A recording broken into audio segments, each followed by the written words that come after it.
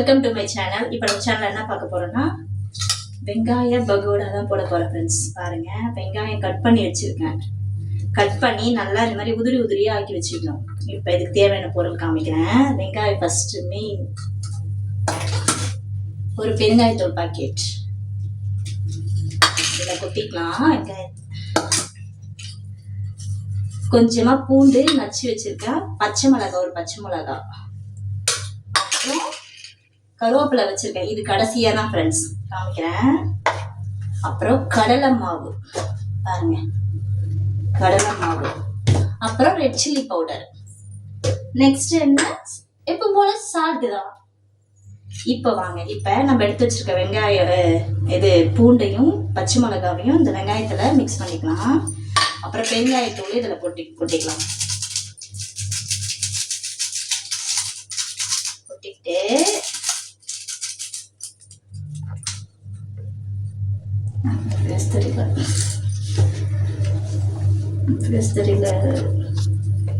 First வச்ச மாதிரி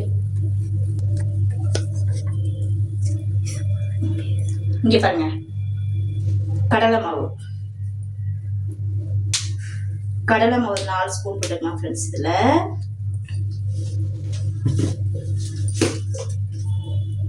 கொஞ்சமா போட்டுக்கலாம் ரெட் சில்லி, ஏன்னா ஆல்ரெடி நான் பச்சை மிளகாய் போட்டிருக்கேன்ல, ஜாஸ்தி காரம் வேணாம், அதனால கொஞ்சமா போட்டுட்டு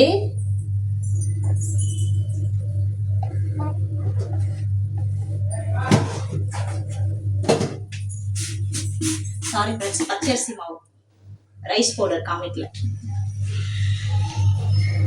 ஓகே, டன். அப்புறம் உப்பு, இதுக்கு தேவையான உப்பு பாருங்க, சால்ட்டு.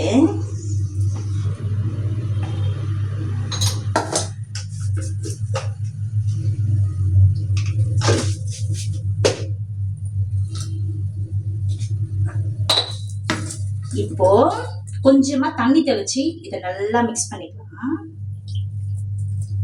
ஆனா ஆல்ரெடி வெங்காயத்திலே தண்ணி விடுவோம், ஜாஸ்தி வேணாம் தண்ணி, கொஞ்சமா தண்ணி தெளிச்சுக்கோங்க. ஆனா வெங்காயத்துல ஈரம் இருக்கும்ல. கேசரி பவுடர் இருந்தாலும் போடலாம் ஃப்ரெண்ட்ஸ், கலருக்கு kesari powder, colour powder, food colour போடலாம். என்கிட்ட கேசரி பவுடர் இல்லை, இல்லாத காரணத்தால் நான் கேசரி பவுடர் சேர்க்கவில்லை. பார்த்தீங்களா, உதிரி உதிரியா வந்துருக்குதுங்களா.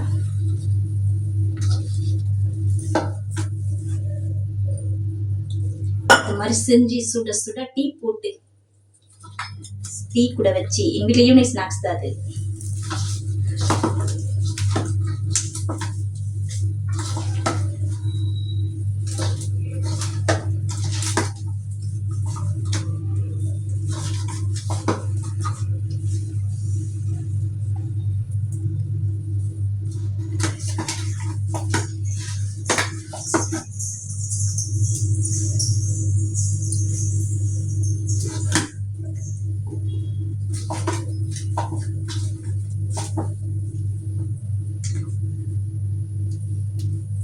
ஆல்ரெடி எண்ணெய் வச்சுட்டேன் ஃப்ரெண்ட்ஸ், கேஸ் அடுப்புல.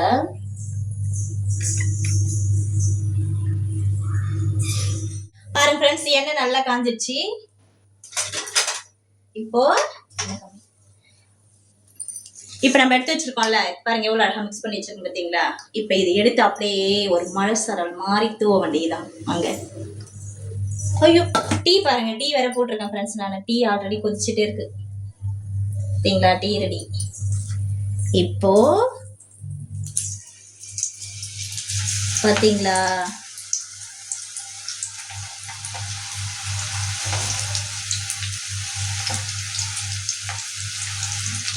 வெங்காய பகோடா பாருங்க.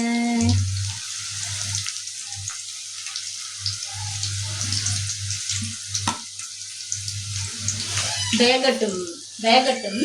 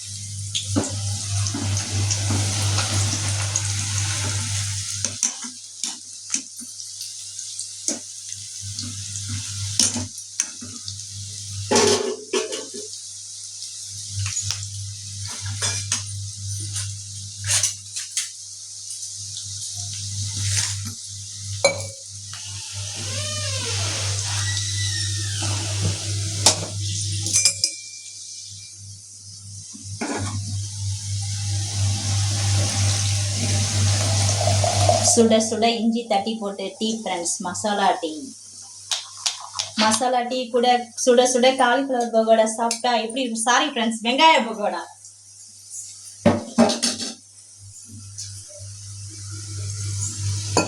நானே அப்பப்ப காலிஃப்ளவர் பகோடா தான் செய்வேனா, அது ஞாபகத்திலே சொல்லிட்டேன், சாரி.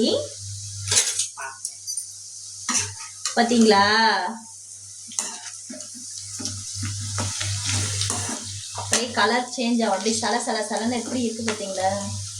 ஸ்மெல்லு செமையா இருக்கு ஃப்ரெண்ட்ஸ்.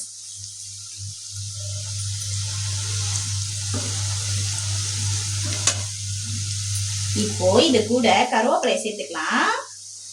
கருவேப்பிலை போட்டோன்னு வெடிக்கும். பொரிக்கிட்டோம் கருவேப்பிலை.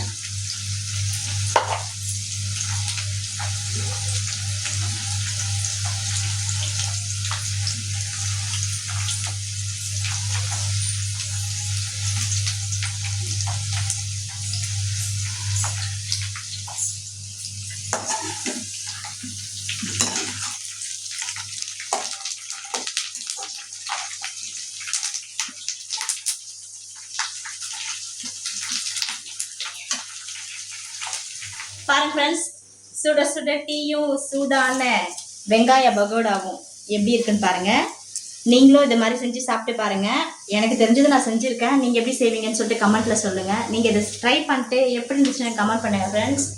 இந்த வீடியோ பிடிச்சிருந்தா நம்ம சேனலுக்கு ஒரு லைக் பண்ணுங்கள், ஷேர் பண்ணுங்கள், கமெண்ட் பண்ணுங்கள், மறக்காமல் சப்ஸ்கிரைப் பண்ணுங்கள் ஃப்ரெண்ட்ஸ். அப்போ தான் நான் போகிற வீடியோ ஒன்று உங்களுக்கு நோட்டிஃபிகேஷன் ஆகும். ஓகே, பாய்.